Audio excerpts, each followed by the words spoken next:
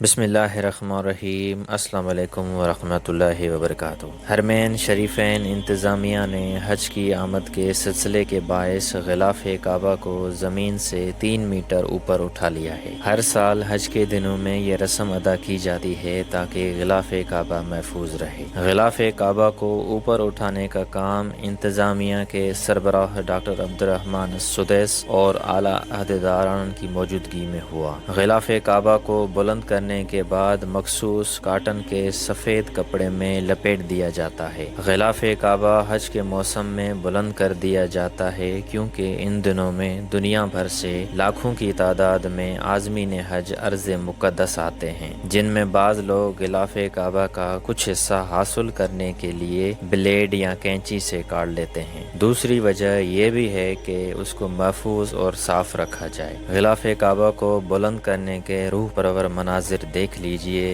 इस छोटे से वीडियो क्लिप में। उम्मीद है आपको पसंद आएंगे।